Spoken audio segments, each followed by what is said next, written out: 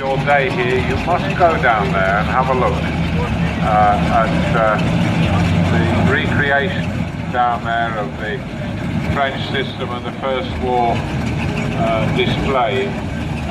Give you some idea of the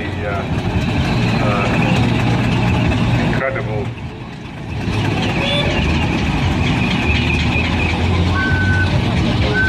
event that it was.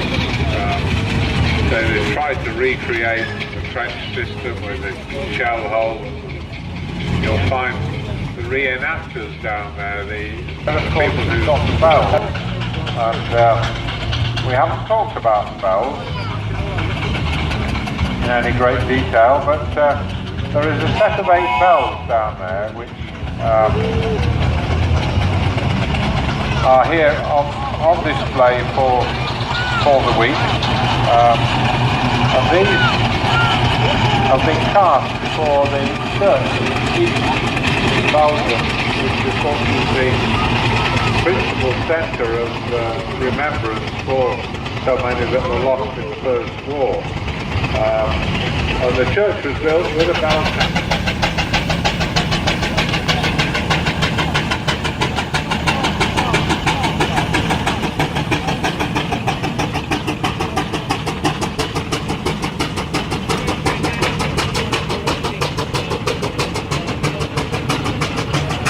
Came over just with a bare chassis, and Ian has got the drawings and has set to and built an exact copy of the original body.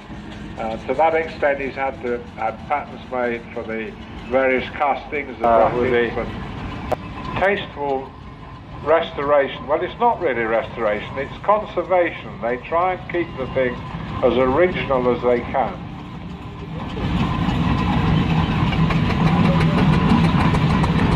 Here's Mike White with Royal Chester, looking very smart today in a white shirt. I don't know how long that'll last. But, Royal Chester is one of only, I think, 7 Altchin engines started. That was one of the first ones that was copied for that particular purpose. Well, we got the bus all wave, yes, then all house trained in the back there. Patrick Thompson's on the shovel. I'd have liked to have been on that junket because they burnt a lot of coal and they probably drank a lot of beer as well, I expect. Now we've got down to probably what is the smallest practical size of miniature engine that you could build, and that lovely little barrel just coming past the box. Now, believe it or not, that engine is probably quite capable of towing a car, something of that weight, but the great thing to remember when you look at this bowling along is the full-size one. On a full-size engine you've got lots of capacity, you've got plenty of water capacity, you've got a big fire, and that tiny little engine you've probably got about an inch of movement in the water, of the water in the glass. Now, it's vital when you're using a steam engine that you keep the water level correct. You have to have enough water in the boiler for the thing to work, and you mustn't overfill it, otherwise you will draw water up into the cylinder instead of steam. So the whole idea and concept of driving an engine is you do this balancing act between water level in the boiler, steam pressure, the size of the fire you've got, and so on. So you do this sort of balance between them. Now, most of the drivers wandering around the ring here, you won't really notice anything particularly unusual, but so all these engines, as they're wandering around, you're doing this balancing act between having enough steam. If you look way over the far side there, Royal Chester going around the top of the bottom field, if that makes sense, he's blowing off now, so he's got excess steam. And once you get up to the maximum allowable pressure for the boiler, the rest goes out through the safety valves. So he's probably fired up, he'll have had the damper out, and the fire's drawn up well, and now she's doing a bit of work. Of course the fire will have drawn up harder, because it's an automatic.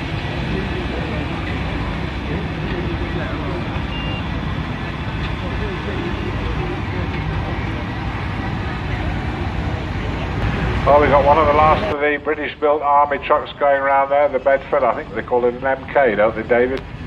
I'm not sure, with a Scammell Pioneer and the trailer.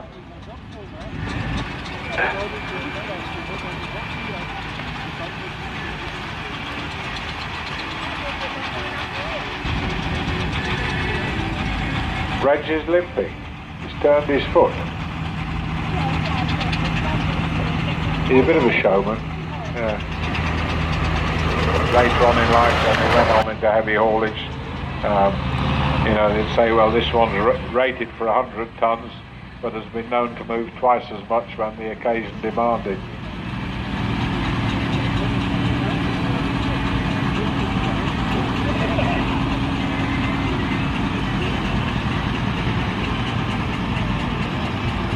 But they wear out. The inside of them wears out. They have sort of knobs on the inside which engage on the wheels, and that's how the thing is driven along, and they wear out. And we're quite resourceful in the steam world, and somebody spotted these and said, well, if we cut those knobs off the inside and wrap it round the engine wheel, this time we'll have Robert in the right place. It's about mid-stroke, so he'll get away quite comfortably. I don't know whether it works on that one, but I discovered if you pull them back to centre before they stop, Margaret always stopped with the crank down. It took me a long time to find out that. Right, we've got a few more folk want to have a ride on the trailers. Say we're collecting for Julia's house. It's only £2 for adults. You can't buy a pint of beer for that now. So take a trip round the ring, get up close personal with some of the stuff moving around. We got lovely old Diamond T there, obviously spent some life in Pickford's. EGG 180, it could be the one that took Colin Chisnell to his wedding, I'm not sure, we'll find out later. Winds and Pickfords and Sumpters for heavy haulage, and were made to do prodigious feats of work. I know a lovely old boy called Harold who drove for Winds all his life and lived just south of Hereford.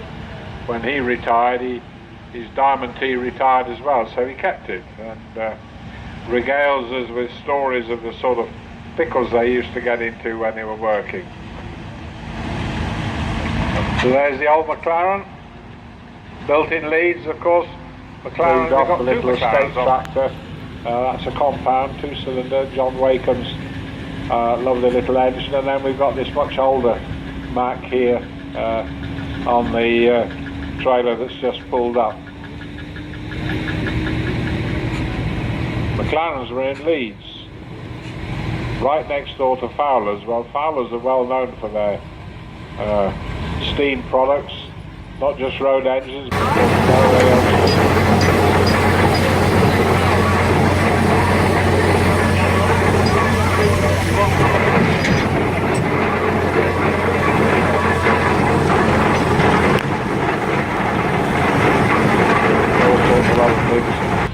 Fowler's really perfected the cable ploughing system, which you can see way off to our right there in the field behind us. Sorry, off to our right.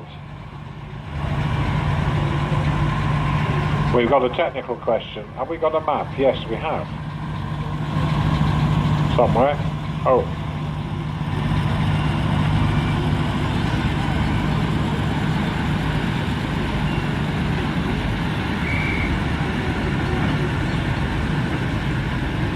Don't let go of my program, Louise, because if I don't have my notes, I shall be lost. I'll have to invent even more rubbish. Right, where were we? Oh, yes. Trailer rides, yes. We've even got one dancing here to the music. Well, I use the term loosely.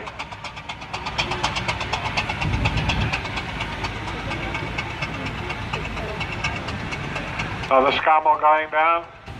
They're favourites with the fairground proprietors when steam started to be phased out. One cannot deny that it's a great deal more convenient to get into a lorry like that, press the button, than it is to spend an hour and a half getting up steam on a steam engine. Now it's all right, you're not under fire. That should be the 11 o'clock gun, I think. There might be another one in a moment as well. Martin Oliver. Right, there's clinker moving off now again. I was talking about straight wheels. If you look very carefully, when that engine was built, it had straight wheels, and then, like a lot of the other engines that we used on the road, they were when the tarmac roads started to come along. So I hope they're not going to start firing at us. Another Diamond T coming around, looking very much as it would have done when it came over here in the 1940s. Just been fired up, I would think. Started its life in this country, built by Max for Chris Miller's up in Preston. And you've ever been up there and studied the pump storage power station that's built into the rock at the quarry at Denoric? That was the machine that delivered all the big lumps that went into it. And a friend of mine lived in the quarry manager's house at the time the construction was taking place, and we went down one evening and watched that power station, and it was quite literally inches to spare. They came to one corner and Miller packed up, she went off out to Kenya. But the Makinson family have always kept an eye on these things. They have a great interest in make their living selling big machinery of one sort and another, and they knew where it was, and when it was finally retired they got hold of it, and it's been shipped back here. And I understand that after this show it'll be going in and getting the full treatment to be restored to its original condition. Not an ordinary Leyland stroke Scammell truck. Another Mack coming round, west of Scotland, again another company that specialises in heavy haulage up there in Scotland.